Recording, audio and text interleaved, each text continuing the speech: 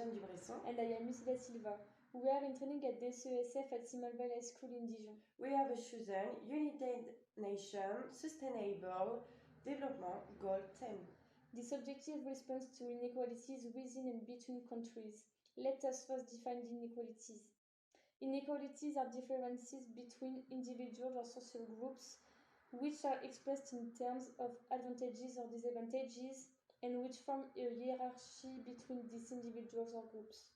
There are different inequalities such as poverty, discrimination, disability, income, and gender. These inequalities contribute a threat to economic and social development. They encourage criminality, disease, and environment degradation. We can see that inequalities are increasing for more than 17% of the world population. Despite these inequalities, solutions are being considered in order to alleviate these worrying issues. Let's start with social inequalities. 49 million people could fall into extreme poverty in 2020, according to the World Bank. Indeed, more than 2.2 billion people worldwide face problems with access to water. 265 million people are at risk of starvation, according to the World Food Programme. According to UN Habitat, 1 billion people live in densely populated slums and informal settlements in cities where there is a high risk of infection. In the long run, inequality threatens society, the economy and development, and it undermines poverty reduction and destroys people's feeling of fulfillment and self-esteem. Another social inequality exists: discrimination. In fact, 1 in 5 report having been discriminated against on at least one ground prohibited by international human rights law. Among people with disabilities, 3 in 10 have personally experienced discrimination, with even higher levels among women with disabilities, especially because of their religion, ethnicity, and gender. While social protection has expanded considerably worldwide, people with disabilities are up to 5 times more likely than the average to incur catastrophic healthcare costs. Among the 1 billion people with disabilities, 80% live in developing countries. 1 in 10 children is a child with a disability. Only 28% of disabled people worldwide access to disability benefits, and only 1% in low-income countries. Review to the policies in place, that is to say, eliminate some discriminatory law or practices in order to create new ones that further ensure equal opportunities and reduce inequality in results. The United Nations promotes inclusion at 3 levels: social, economic, and political, without any discrimination: age, sex, disability, race, ethnic origin, religion, economic status, etc.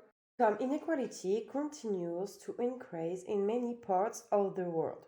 40% of the poorest countries will experience an increase in their income at a rate above the national average by 2030. Income inequality was decreasing in some countries.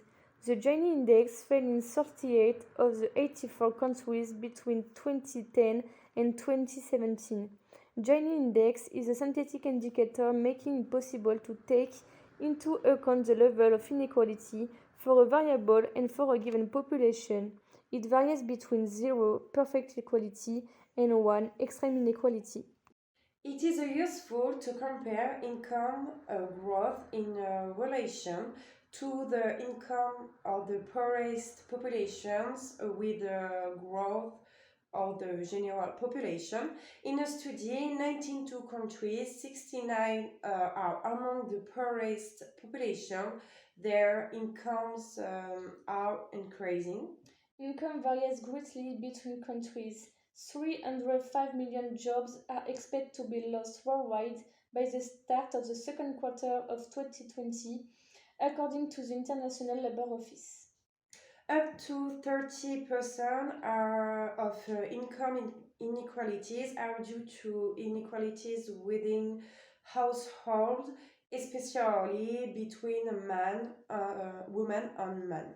Women are also more likely than men to live below 50% of the median income. The global recession, a phenomenon of slowing down the pace of economic growth, could compress development aid to developing countries. $420 billion in 2017 against $271 billion in 2018. Data from developing countries show that children of the poorest, 20% of the population, are still up to 3 times more likely to die before their fifth birthday than children of the richest people.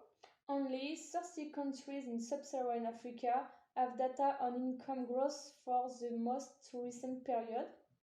Data collection and statistical capacity building in the poorest country must therefore be improved. No, gender inequalities. Women in the rural areas are 3 times more likely to die during childbirth than women in the urban areas. What about the situation since COVID-19? COVID-19 amplifies exciting inequalities and affects the poorest and most vulnerable populations. This has highlighted economic inequalities and the fragility in social security. Social, political, and economic inequalities have amplified the effects of the pandemic. The health crises are increased global unemployment and lowered incomes has increased gender inequalities, particularly among women. Let's end with the fragile health system.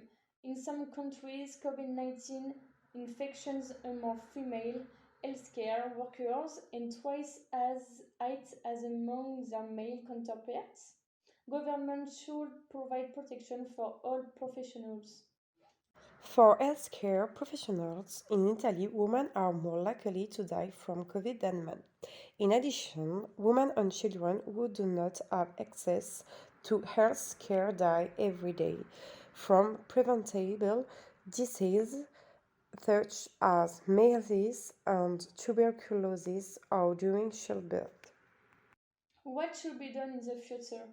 First, make sure that developing countries are better represented and heard in the decision making process of international economic and financial institutions. Secondly, it is necessary to boost the public and African countries, small developing countries, and unlocked developing countries. Lastly, taxation, remunerations, and access to social protection, among other things, must be made more equal. As a result, it is essential to consolidate and promote inclusive social and economic growth.